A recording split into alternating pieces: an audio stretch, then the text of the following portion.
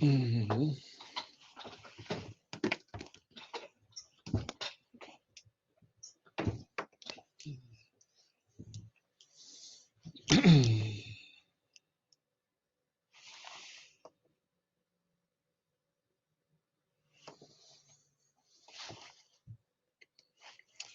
Hello, hello.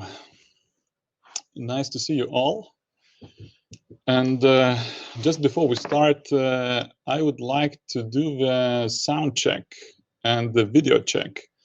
So if you can hear me and if you can see me, just give some positive sign in the chat that we are good to go.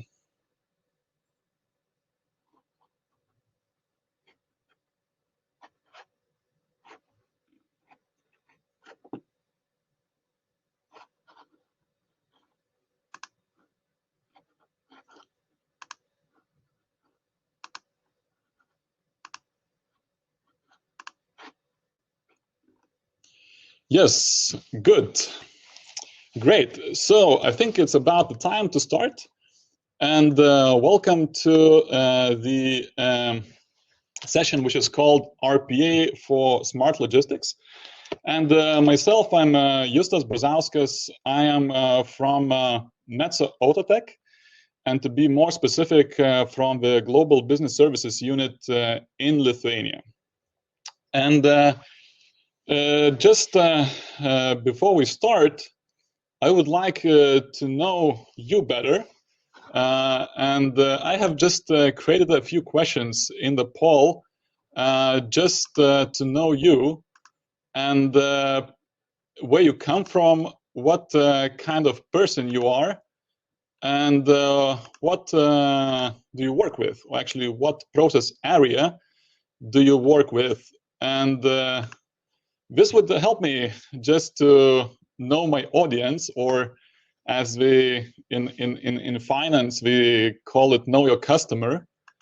And I see that we have people from Europe, IT persons, both business and IT, and yeah, not from logistics, but from the other process areas. So I hope that this talk will be interesting for you. I will try to make interesting for you. And yeah, let's start. So what I will be talking today is I will start with introducing my company, Metso Autotech, and I will then present a little bit how we are implementing RPAs in our company, and we're using scaled agile framework, and I will talk a little bit about that, of how to implement RPAs with scaled agile framework. And the second part of my presentation will be focused on logistics and logistics challenges, and of course the solutions which we can create using RPA. And I will use the personal experience from my company, what RPAs we built during the last year.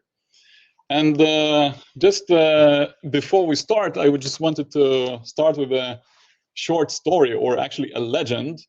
And myself, I'm from Lithuania, from Vilnius, and you can see a nice picture of Vilnius. And this conference is happening virtually, so you're not able to come to Vilnius or to Lithuania. But at least this is, how to say, give you a little bit of view. And the legend, how the Vilnius, the capital of Lithuania, was established was that the Grand Duke, Gediminas, was hunting in the forests in this area, and that and he had a dream. And he dreamt Iron Wolf, who was howling very loudly. And then he wanted to know, what does this dream mean? And he went to the wise man and asked, so what does it mean, the Iron Wolf? And the wise man said, it means actually that you have to build a city and build a castle, and it will become, how to say, the strongest and the city in Lithuania, and then it will become the capital of Lithuania. And he did that. So he built this castle. It's now called Gediminas Castle. It's in the center of Vilnius. And I was just thinking, what does his dream would mean nowadays? And this iron wolf, at least in my mind, it could also mean a robot. Maybe wise man many centuries ago didn't know that it could be a robot or RPA. And my wish for Vilnius is that Vilnius would become famous as the RPA capital of Europe. And the organizers of this conference, I think they're doing a good job promoting that. Anyway, let's continue, and I will say some words about myself. So I work as a product owner for logistics automations, and I'm a business person, or actually business and process person. I have a master's degree in business administration, and for the last 10 years, I was involved in different companies in different big IT projects, mainly SAP implementations, and currently RPA implementations. And my current responsibilities are the product owner role in Scaled Agile framework, and I'm also working as a RPA business analyst, RPA solution designer, and even I am doing some small automations myself using QAPath, so I can call myself a citizen developer. So, and you can see a picture of me this winter. It's not somewhere in the north, it's in Lithuania. And this is, we finally had some snow and nice winter, and I'm wearing a mask, not only because it's cold, but because we had this national quarantine during the whole winter. Okay, so now I have to present my company. So just some numbers for you to know and to understand. So Metso Outotec is a manufacturing company which is producing machinery for mining. So I will show you later how this looks like, but it's quite a big company. It has a turnover of nearly 4 billion euros, and it is present in more than 50 countries. And so it's a global company, and it's the headquarters are in Finland. And it has more than 15,000 employees, and actually through all the companies and mergers and so on, it has more than 150 years of expertise. And as you can see, Metso Outotec is a recent merger of two big Finnish companies which merged last year in 2020. And it had quite an interesting impact during this year, which was the last year, which was interesting anyway. So what are the Metso Outotec business areas? So it has 5 business areas, which are focused on different products and services. So the first one is manufacturing of machinery for aggregate processing. Aggregate is sand, rock, anything you use in building or constructions and so on. The second business unit is minerals. Here, I think, you know, maybe there are many precious minerals which are also mined. And the third unit is metals. So processing different kind of metal, for example, irons from mining to the end product. And it has also a service unit and consumables. It's mainly producing and selling the wear parts and spare parts to the existing machinery. And logistics, it's how to say, a horizontal service, support service for all business units. So it's crossing across all business areas. And in organization-wise, logistics unit belongs to the services. But we are servicing the whole company with the logistics solutions. And the company is international, global, with headquarters in Finland. And as I mentioned, it is a manufacturing company, so it has the manufacturing plants in Finland, in China, in India, in other countries as well, in Brazil. And it has customers everywhere where there are some mining possibilities. So we have customers in Europe, in Asia, in North America, South America, Australia, South Africa. These are the main countries. And maybe Greenland. I'm not sure if they would go ahead with their mining projects or not. It will depend on their own decisions and government, but maybe Greenland will become also a mining company. Not company, but country. So being a global company, it is has a very complex structure of supply chain. So we have many factories, many warehouses, many customer locations, and the goods which are moving, they're moving in all different directions, different routes. So we're using ocean, we're using roads, we're using air transportation, and the equipment which is moving, it's really from small parts, the size of your computer, to a big machinery, which could be the size of this big room. So it's very, very different types of equipment which is moved around. So this is shortly about the company. And I will talk more about the technology landscape. So as I mentioned, Metso Outotec is a combination of the recent merger of two Finnish companies, Metso and Outotec. And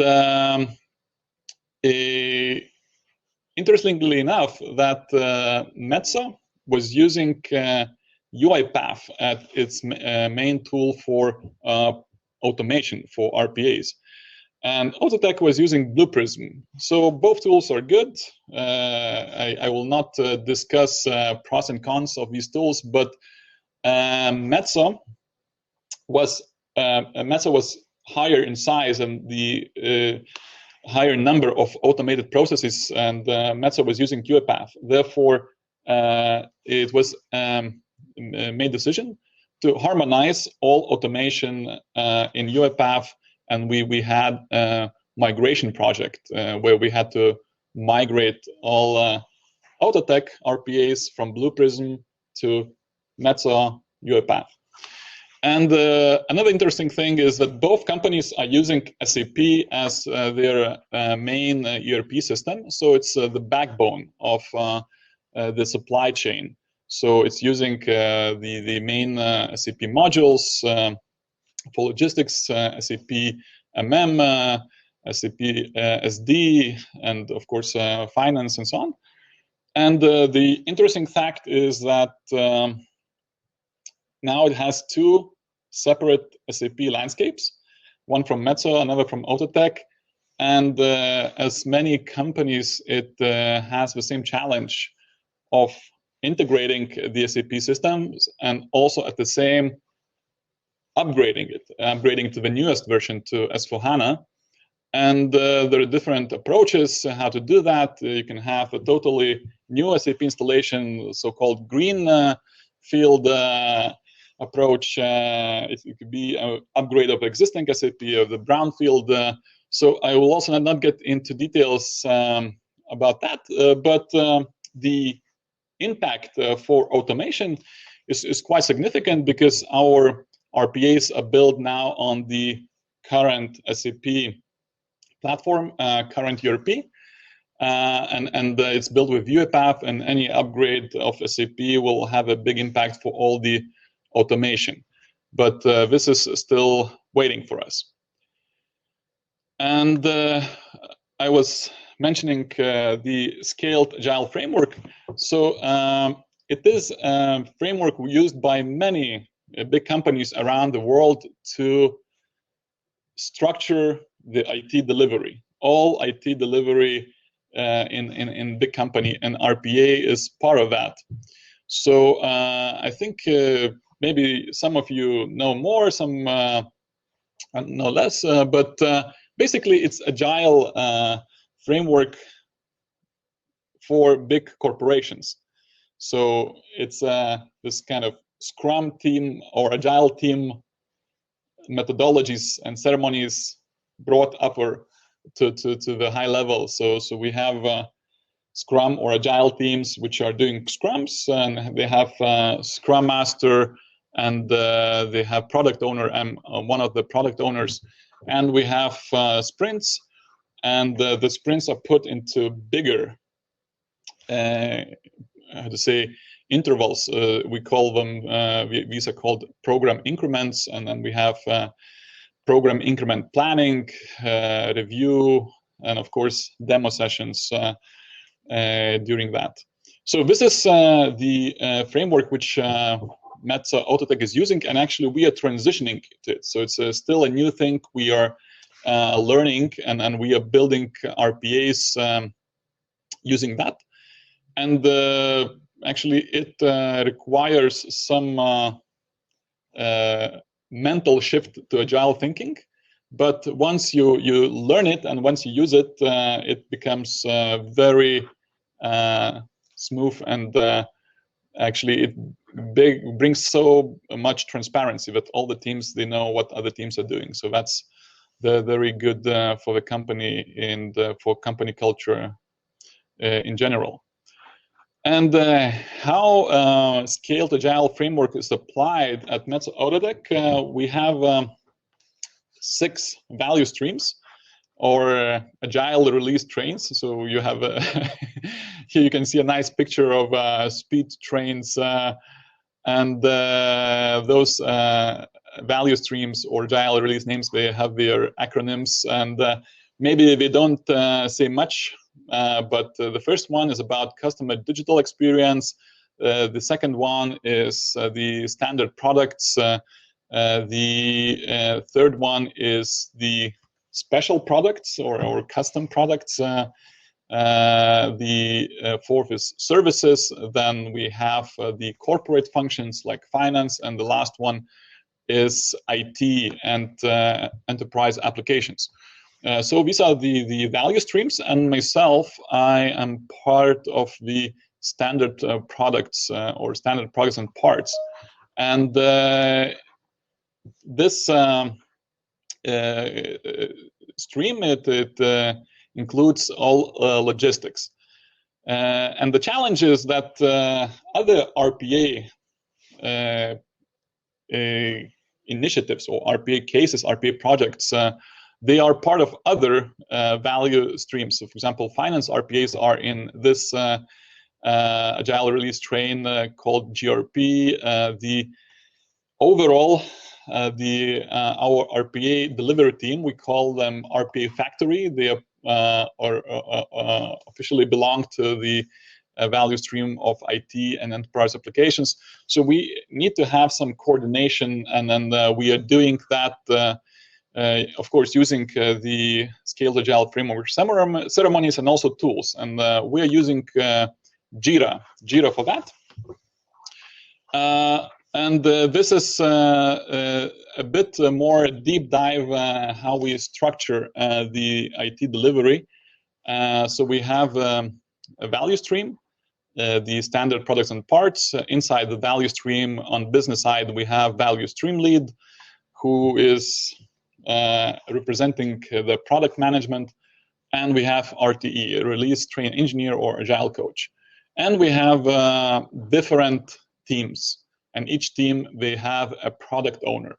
And inside the logistics and inventory team, we have even a smaller team, which is only for logistics RPAs. And I'm part of this team. I'm a RPA product owner, and also now temporary, also the product owner for the whole logistics and inventory team.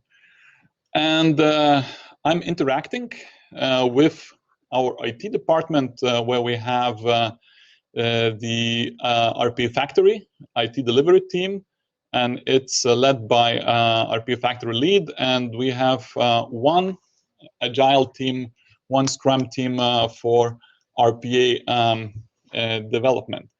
And it's a mixed team. We have both internal employees and external employees from our external partners, and we are having all these agile ceremonies.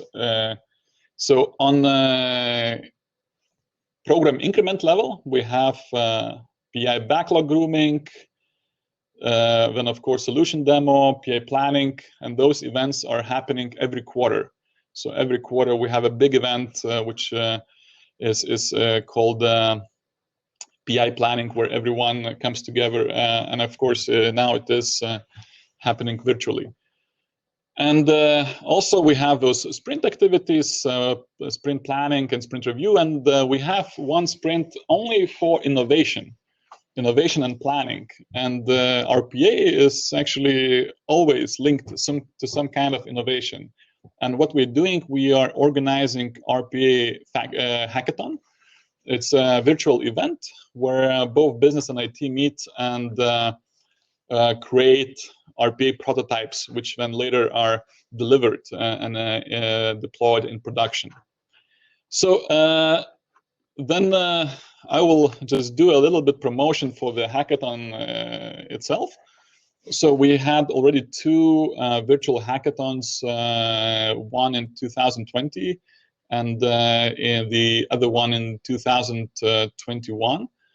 And it was a success. We produce usually 4 RPAs during one sprint, and there are 4 teams which are competing, and then we have prizes for the winners and so on. So it's a fun event, and many of participants they like to participate again. So that's what I'm happy about.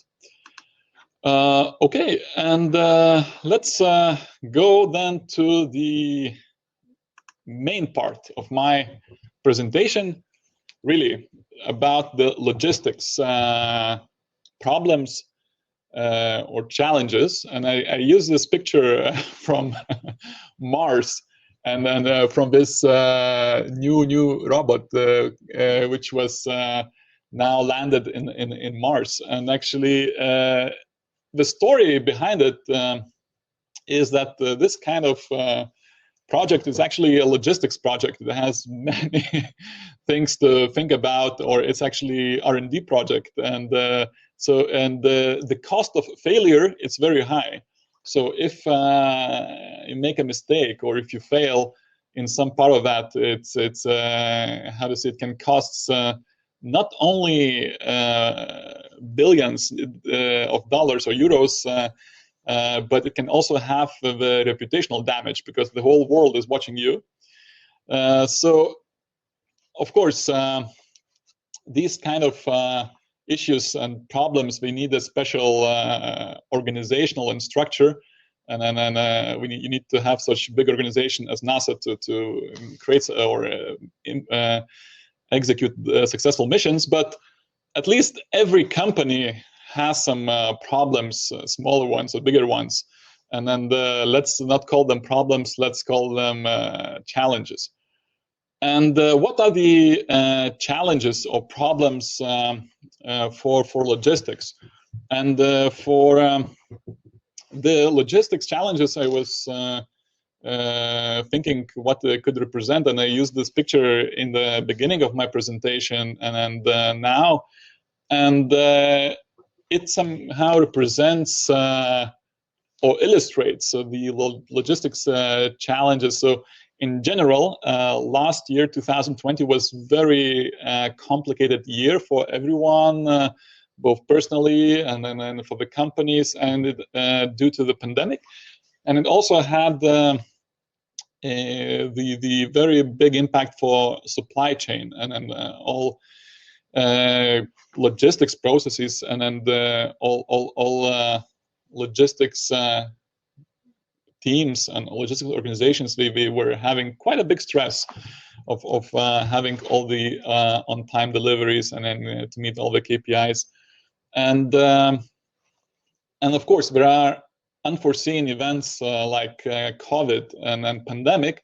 And also there are other unforeseen, so those are natural disasters, or I would say some kind of things like a black swan you cannot expect coming. You still kind of expect. For example, Bill Gates, he expected the virus coming, but general public they did not.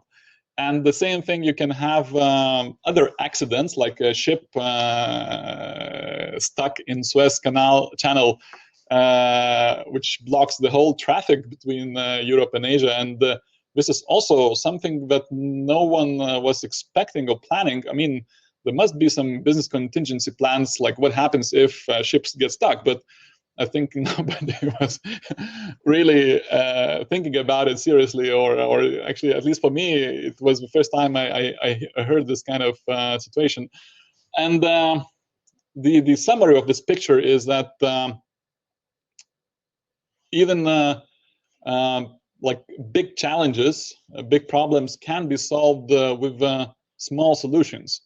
So a small ship can pull a big ship and somehow help. So okay, it was not easy. It took some weeks, and of course, not only one small ship, but anyway. So RPA could be a solution for some business challenges, not for all, but RPA could be the small ship which is moving the big ship. And getting in more specific about logistics. So the main business priority has always been on-time delivery.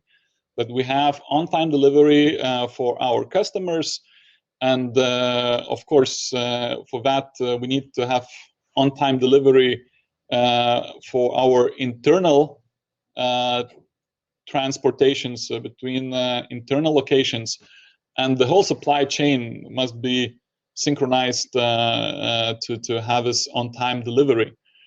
And there are many root causes of this problem when something goes wrong, and we have different modes of transportation involved, and there are some factors which are outside the company control. But there are internal factors or internal processes which are totally in the hands of the company, and they can be optimized, automated. It can be improved. And this is what Metso Outotec started to do last year, really to automate what's possible to automate for internal logistics processes, what we could at least solve, optimize what we can solve. And we built an RPA solution, which is solving or actually automating the internal deliveries. So internal deliveries when we are shipping something from our factory to our warehouse. And it could be shipped by ship, plane, train, truck. And currently, as I mentioned, SAP is our main ERP platform. So it's our backbone of supply chain. And it actually now to ship something, you need to have a sales order. And in order to ship something, you need to assign that sales order to a forwarding agent, to logistics service provider. And every time a person, an employee who is doing the order management has to think which mode of transportation to use, which is the cheapest, which is the fastest, and has to make many decisions.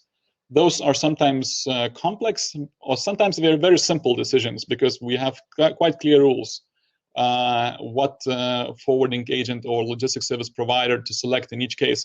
But still, there are many sales orders, there are many decisions every day, like hundreds and hundreds repetitive tasks, and it's a perfect case for RPA. So we built an RPA last year, which actually automates SAP sales order release process. So sales orders are created automatically. There are a number of processes. So, for example, we have regular runs in SAP, which creates purchasing for purchase requisitions, purchase orders, sales orders, and so on. And that's already done. But sales orders we have to release, and currently it was a manual process. Still, a human person has to go to SAP and to release SAP sales order.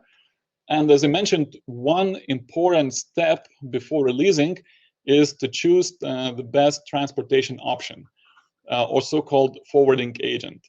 And this decision is done by a human, and it's done using the custom-built Metso Autotech Transportation Gateway. And to be more specific, the rate estimate tool. So the person opens SAP, checks the sales order details, goes to this application, Metso Autotech Transportation Gateway, gets searches for the best transportation option, and then updates that in SAP. And this tool, it's like a more transportation gateway is like a price engine. It based on search result, search input, it provides the best options. I just even put interesting transportation option from Vilnius to Antarctica. Actually, there is no joke. We had the Metso Autotech equipment delivered to Antarctica, some big machines which are helping the scientists. And so this now is done by a robot. Robot is going to this tool, checking, entering the origin and destination, entering the weight of the shipment, and estimating, finding the best estimate. And of course, there are business rules which are implemented in this process. And the first business rule we implemented is that the robot, after getting the list of all possible transportation options with different transportation modes, it has to make a decision based on order priority and total weight.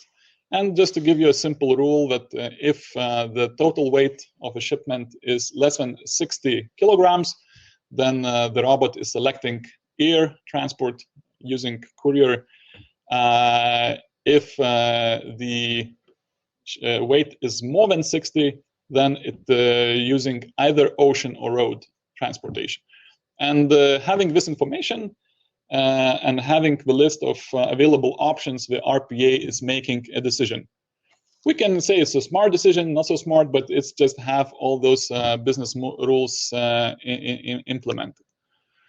And the second decision the robot is making is selecting the correct forwarding agent. And here, again, it's made by the robot, and it's the robot is using the rule to choose the best price. The best price, it means the cheapest price, the lowest price. However, there are some exceptions where we have some special nominations, some special agreements with some of the global logistics service providers for some special routes where they have the exclusivity. And the robot also knows that. So the robot has also the exception list. And actually, first of all, it's checking if the specific forwarding agent is not in that exception list. And if not, then it's making a decision based on the price, on the best price. And the rule number 3, the robot is validating SAP route. So after the forwarding agent is selected, the route is determined in SAP. And route is an object which determines the origin, the destination, the transportation mode.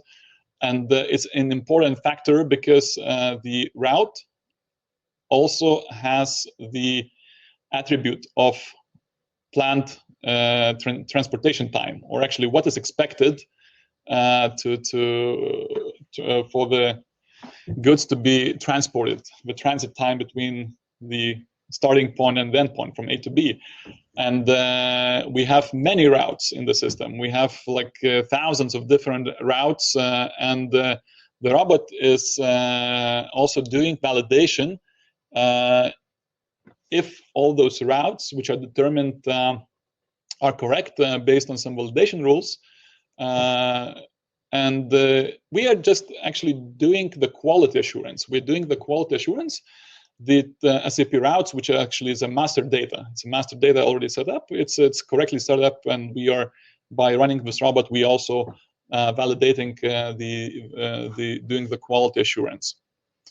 So these are the short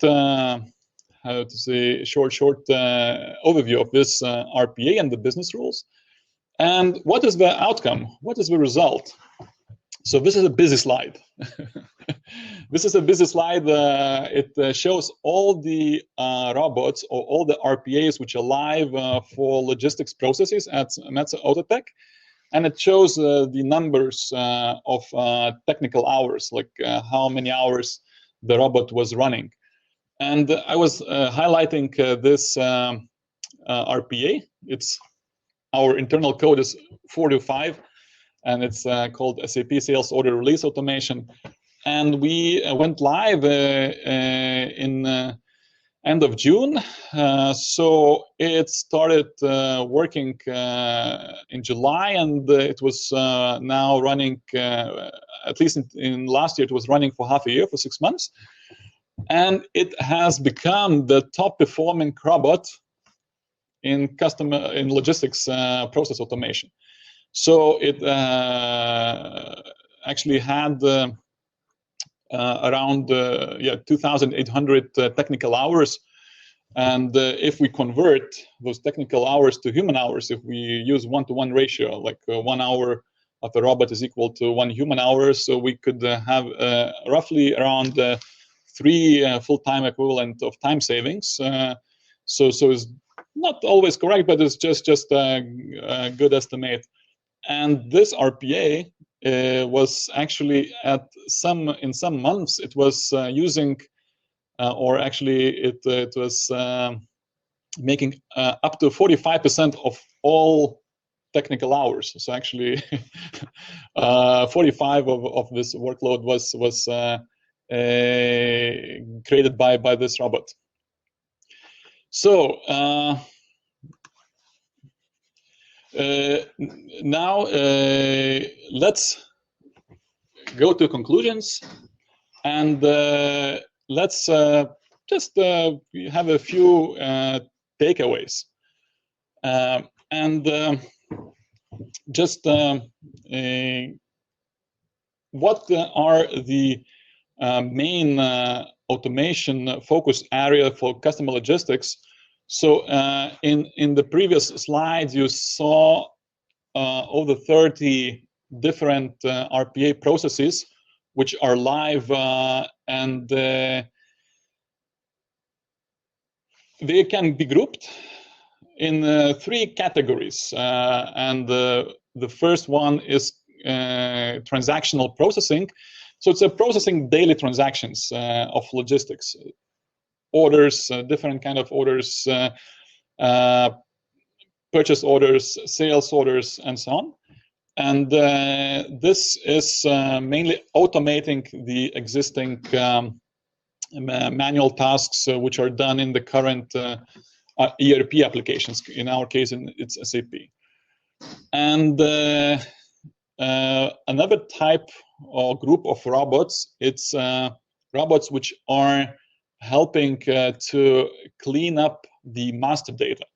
And again, I'm here talking about the ERP applications. In our case, it's SAP, and we have many objects of master data, starting from customer master, vendor master, and most important, the material master data. And we have already robots which are regularly running and cleaning up, maintaining, updating the master data, because this has a direct impact to the transactional processing. So if the master data is correct, if its quality is increased by robots, even a few percentage, so it has an impact to the transactional processing time and all other KPIs.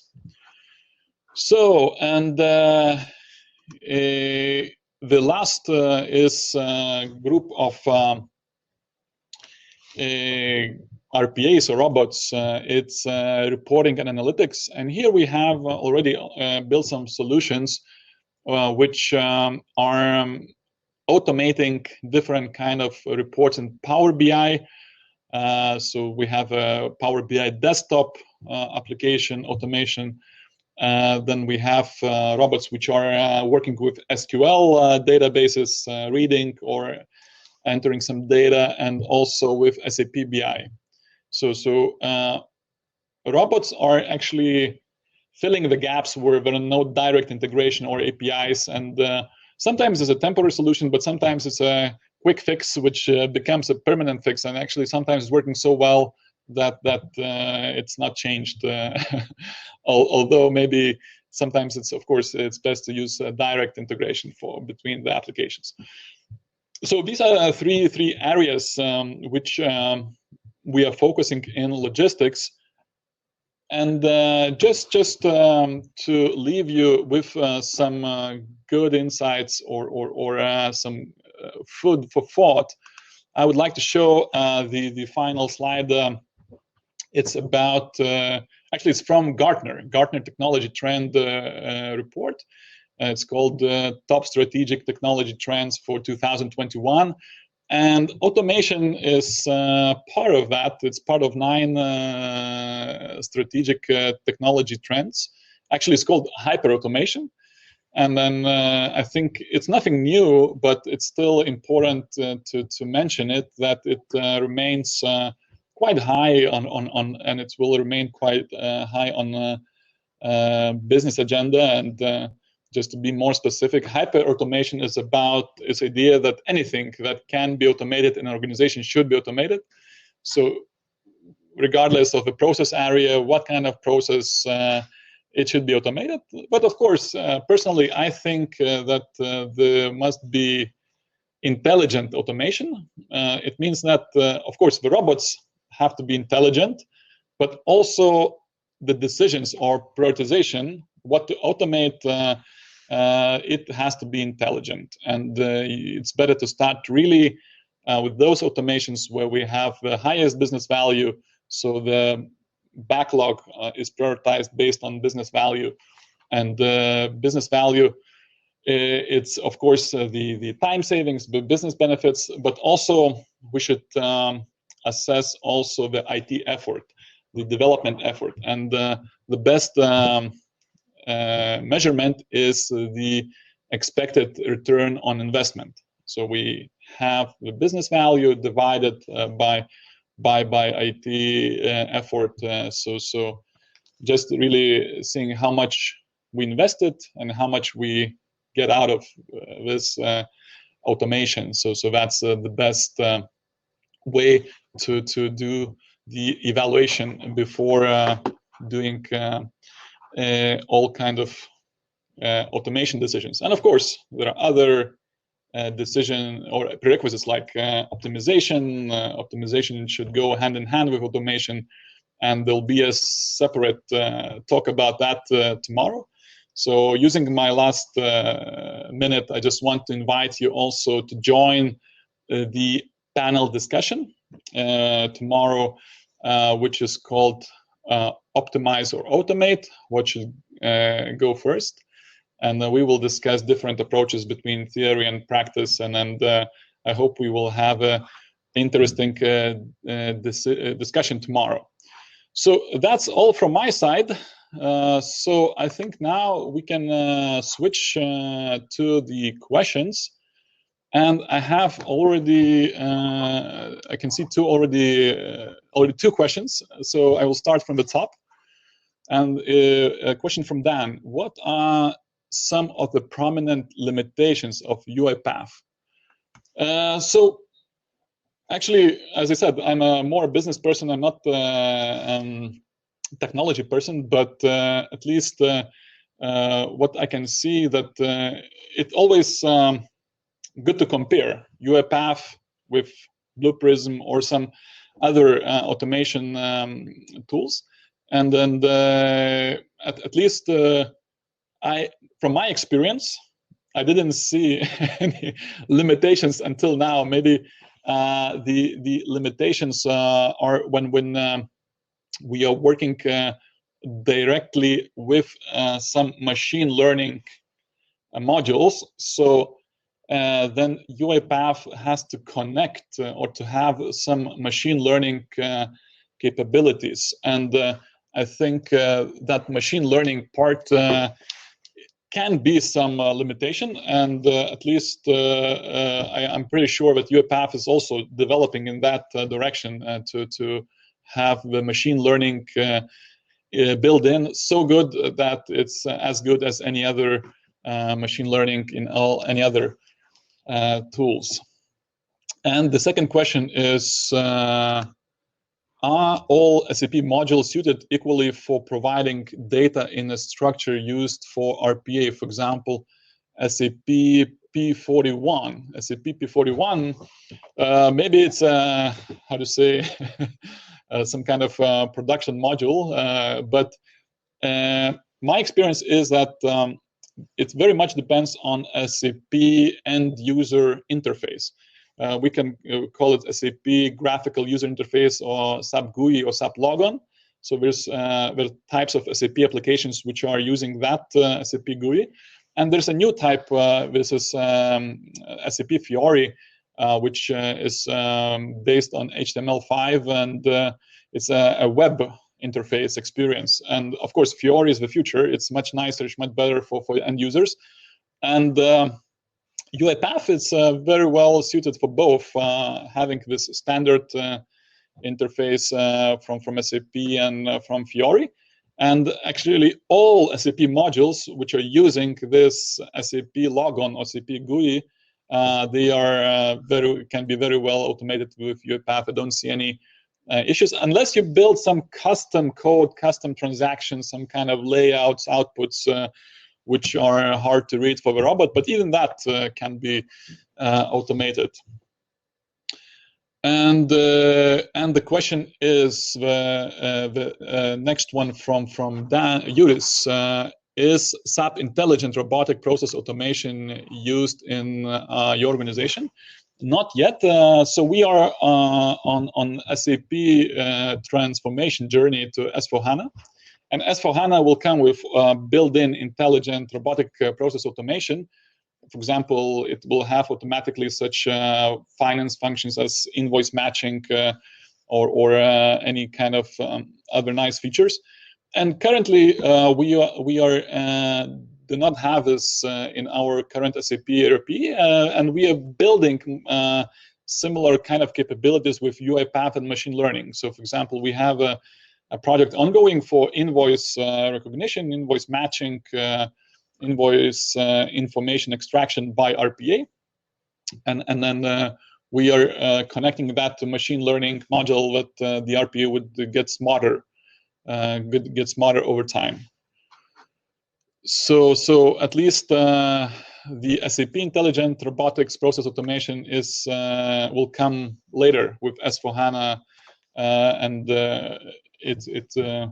maybe it will become the main tool for those kind of SAP processes, SAP Intelligent processes. Okay, so I don't see any more questions in the chat, and I think it's already time to wrap up. So thanks a lot.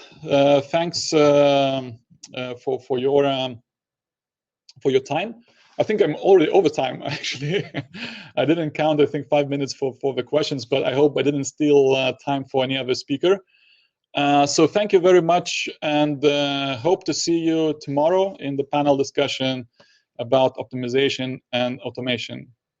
Thank you, and bye-bye.